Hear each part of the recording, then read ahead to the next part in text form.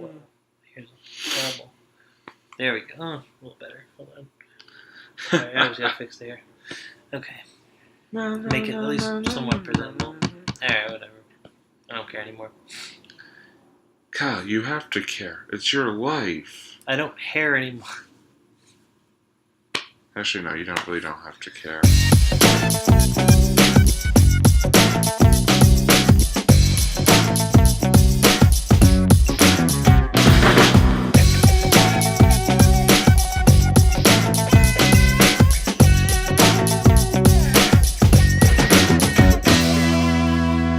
Hey, what's up, everybody, and welcome to another edition of On a Couch Talking Sports. As always, I'm Robbie. This is Kyle. Kyle, how are you tonight? Doing pretty good, Robbie. All things considered, yeah, pretty good, solid Monday so far. How about you? I'm doing well.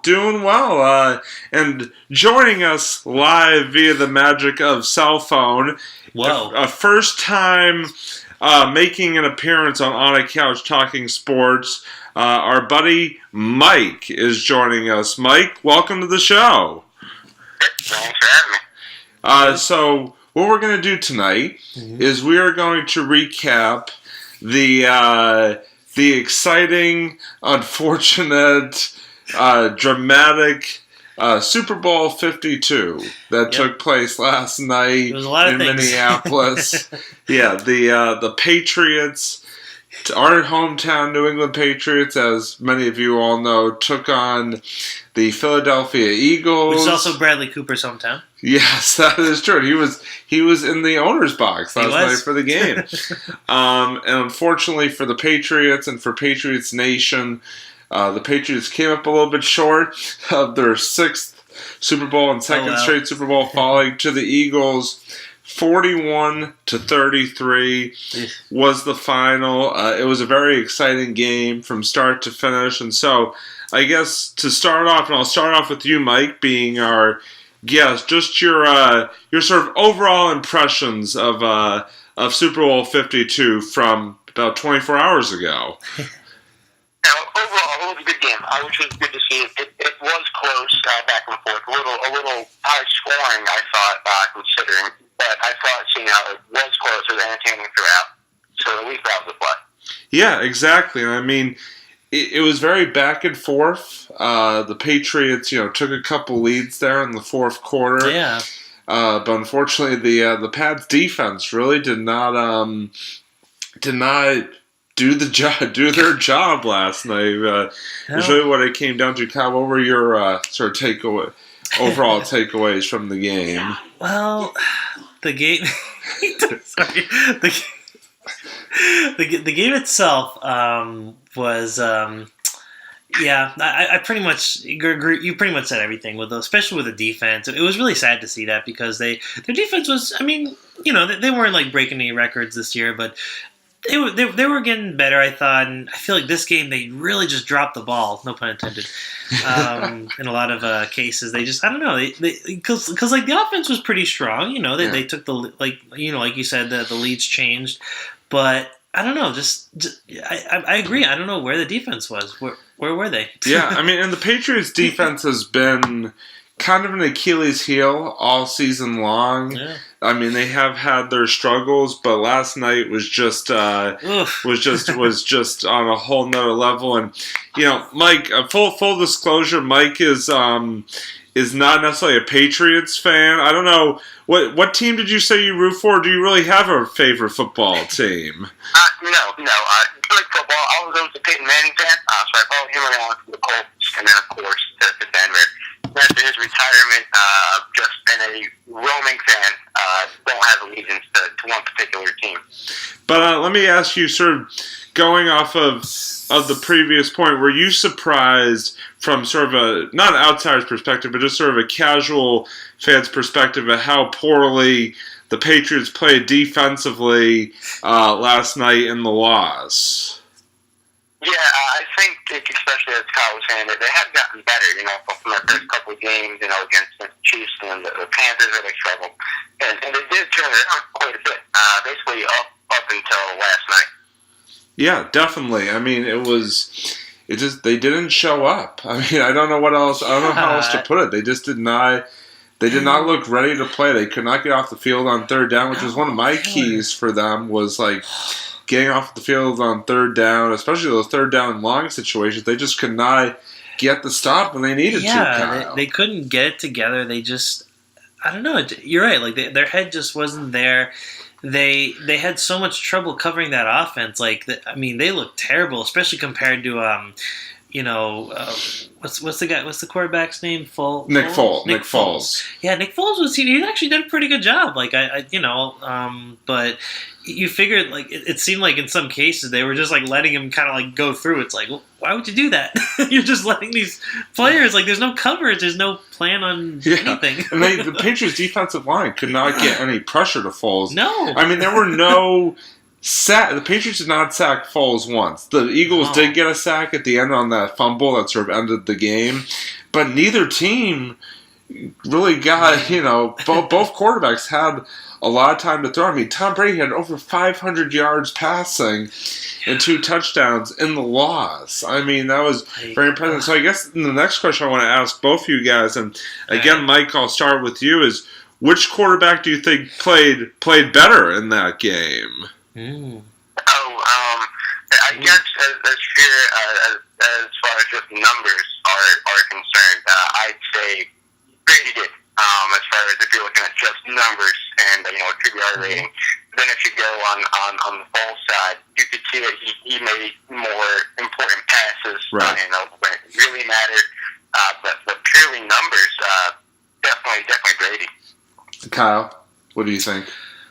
Oh man, I'm gonna have to agree with that. I would definitely say Brady, even though Foles really did step it up, and I could tell he definitely gave it his all. He just doesn't have that same experience that Brady does. So I'm gonna have to go with Yeah, and I think the other thing that really stood out for me in that game, I agree with you guys. By the way, I think if you look at numbers wise, especially, I think Brady was the better overall performer. But the other thing that interested me on the defensive side, so we're going back to the defense, was the fact that Malcolm Butler did not play a single snap defensively for the Patriots. Last night, I know there's some talk that it may have been a disciplinary issue. He may have missed a curfew, and I know Bill Belichick is always very stingy on curfew and then not playing guys if they miss curfew. But not having him out there, I felt like it did make somewhat of a difference. Just the fact that, he is one of the better cornerbacks in the game, right now, better young secondary players in the game. And so to not have him out there, I felt like it made a difference. It's a little bit of a shot in the foot for them, I think. It was disappointing. Mike, do you think that not having Butler out there made a difference necessary for the defense? I think it did. Obviously he took from what I read earlier, like 97.3% of the defensive snaps this year. So even if he didn't make any impact plays, he would have been a presence out there. At least he probably knows the defense better than anyone else been out there snapping the snaps. Yeah. No, definitely. But it was, and I don't think we'll ever get a true answer out of Bill Belichick, as to what the reasoning was, because there's speculation out there, there's rumors, but you never know. But it was obviously disappointing to say the least to have him out there, given his Super Bowl history, right? And speaking of Super Bowl history, we were talking about Tom Brady before, and obviously, a lot of people make the argument that Brady is, heading into this game, was the greatest of all time and all that. Obviously now, unfortunately, instead of being 6-2 in the Super Bowl, he's 5-3 in the Super Bowl. Now you could argue, all of those 3 Super Bowls, it wasn't necessarily his fault that they lost, but the record is what it is. So I guess I'll start with you, Kyle, on this one. Does the loss last night change, in your opinion, Tom Brady's legacy and his career? No, not at all. No, Brady had a terrific career. Not many quarterbacks are really where he's at right now. So, no, I think he it's one loss. It happens. He played in a lot of Super Bowls. I mean, this guy played football. Eight Super Bowls so far in 18 years. Yeah, it's a lot for a player to go through. Like not many quarterbacks have literally played the game I don't think as long as he's had. So yeah. Mike, what do you think from from sort of a necessarily non-Patriots fan perspective? Do you think the loss last night affects Brady's legacy at all? It probably shouldn't. No. Either way, as we said, he's been there a lot. He's won 5 of them, which is you can't argue with 5 rings. But then I think it can also put into perspective, of course, being biased here, someone like Peyton Manning, who had a great career but had no defense for most of his career, especially with the Colts there. And watching the Eagles put up 41 points makes you think, hey, well, if the Colts had a good defense, maybe, Manning's 35 holds up in a lot of playoff games, a lot of them against the Patriots themselves. Yeah, I mean, like I said, it's the defense.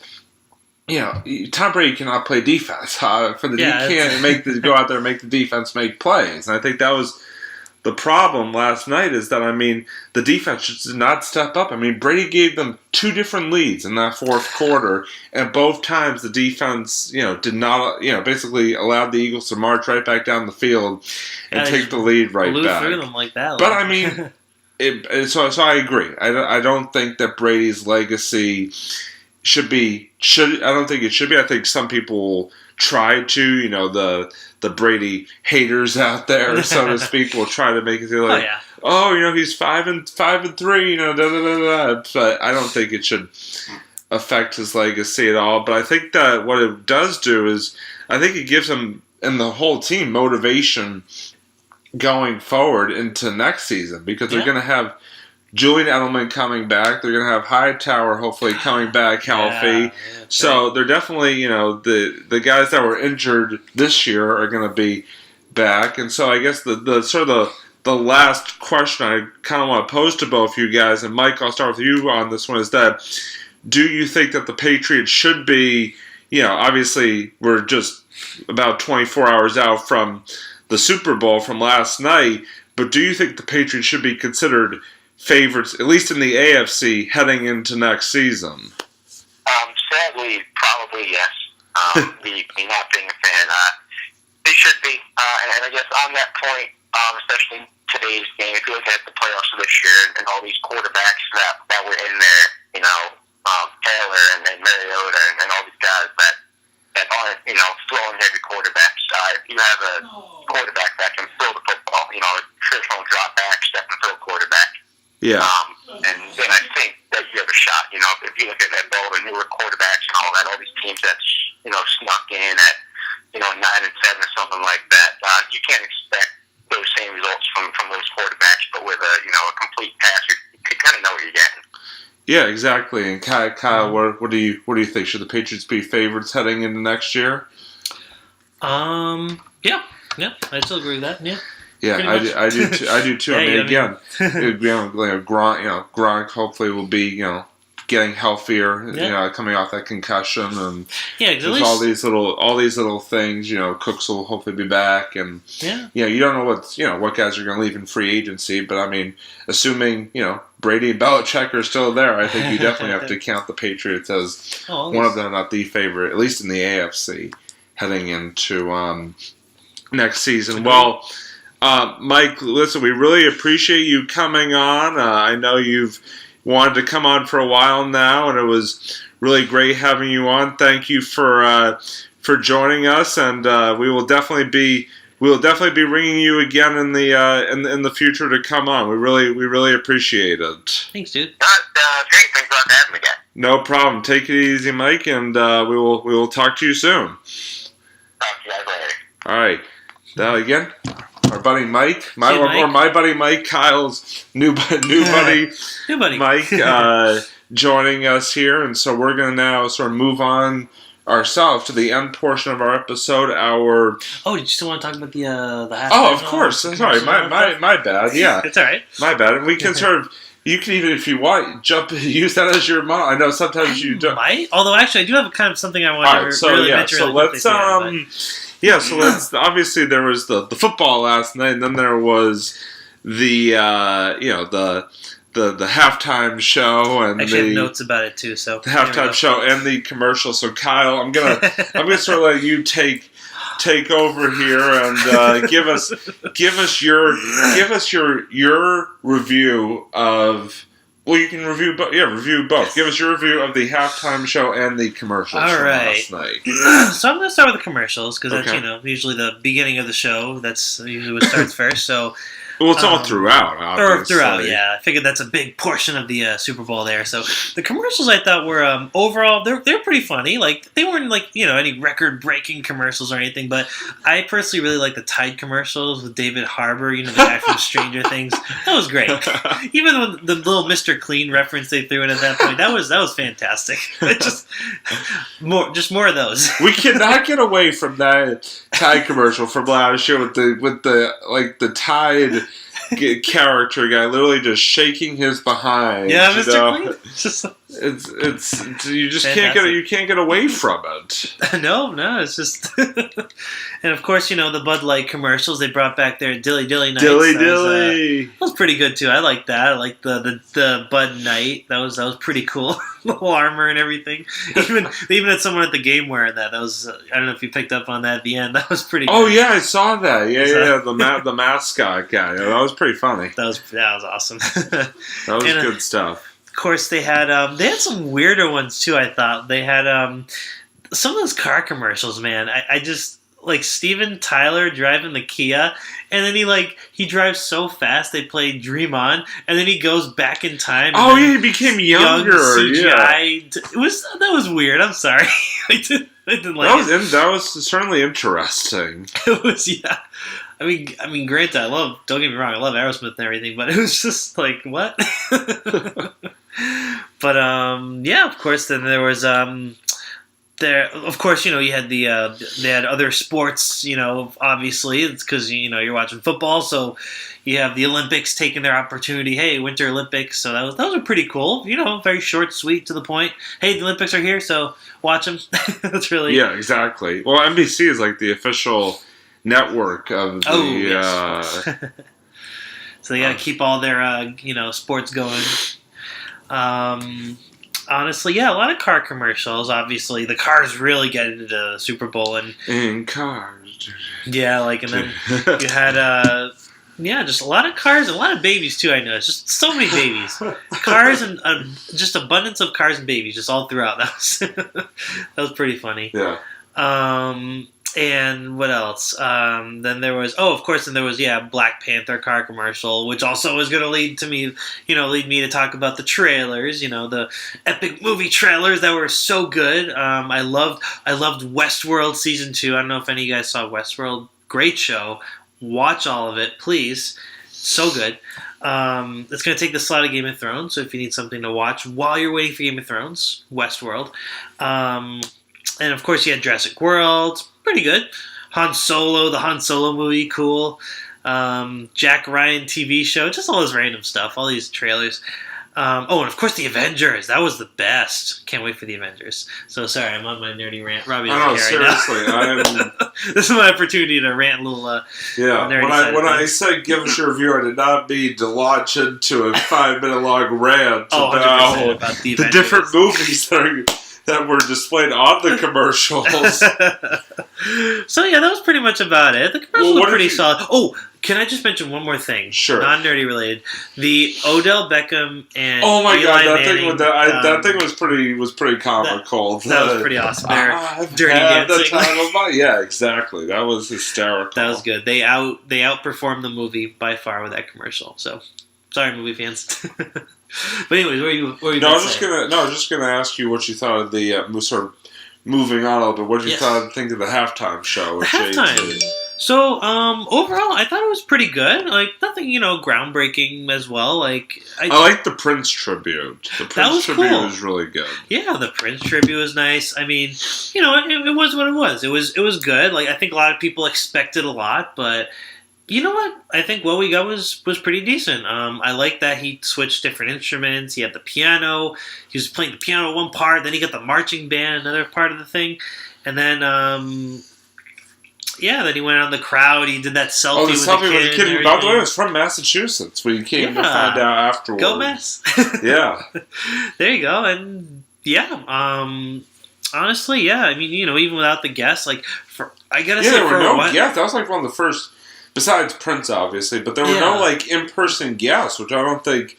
In past years, there's been a lot of like in-person guests who have like shown up and stuff. Yeah. Like, I think because they were probably definitely something new. It's definitely something different. Yeah, I was expect. I think a lot of people are expecting either NSYNC or Jay-Z to show up for Suit and Tie or something like that. But hey, you know what? Marching band's good enough too for that song. So, and for a one-man show, he pulled it off. He did okay. Yeah. So, yeah, All right. that's my spiel about it. Thank you, Kyle, for that entertainment update, so to Gotcha. speak. The On a Couch Talking Sports Entertainment Update. So now we are going to move on to the end portion of our episode, our monologues. I'm going to go first and just simply say that, while last night was obviously disappointing, as New England sports fans, we do have, sort of a lot to hang our hat on. The fact that, we get to go to these playoff appearances and Super Bowls every year. I mean, it's a pretty awesome thing, not many other cities can say that they've been to one Super Bowl, let alone, two in a row in 3 and 4 years. So, I mean, for me, while it's disappointing to lose, it doesn't take away from the fact that, it was a great season for the Pats. They had to fight through a lot of injuries and just a lot of, a lot of issues and sort of, just a couple of distractions here and there on and off the field.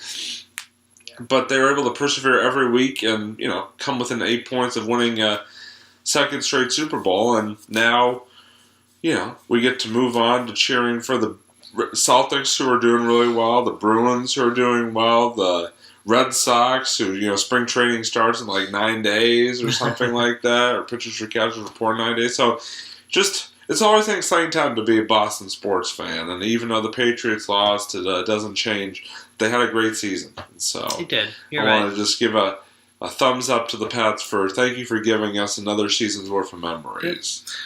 It's okay. Heads up. You guys will get them next year. Yeah. So. Exactly. Sorry, Kyle. What do you have for us this week? So mine's just a quick little tidbit on Bradley Cooper. So I thought it was kind of a funny thing that because I forgot that he was actually from Philadelphia. So he's always been an Eagles fan throughout his life. Well, I saw this movie back in I think it was 2012. I don't know if you ever seen it. Silver Linings Playbook.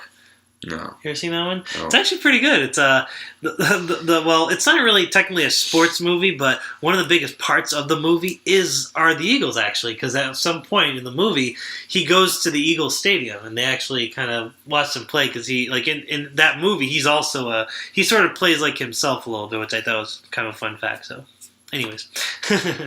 Okay, yeah, it's interesting because Kevin Hart is from Philadelphia.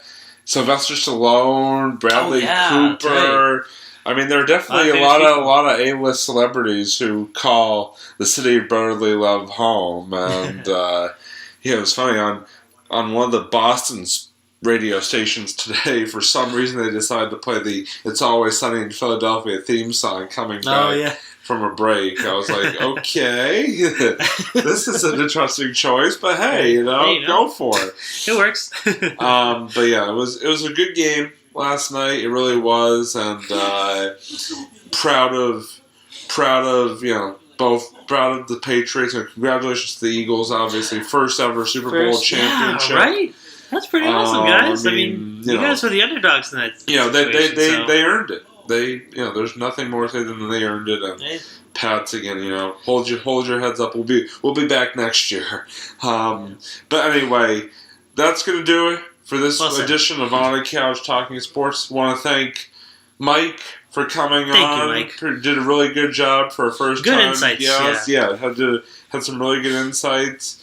For Kyle, I'm Robbie, signing off here for On the Couch Talking Sports. We will see you next time, everybody. Goodbye.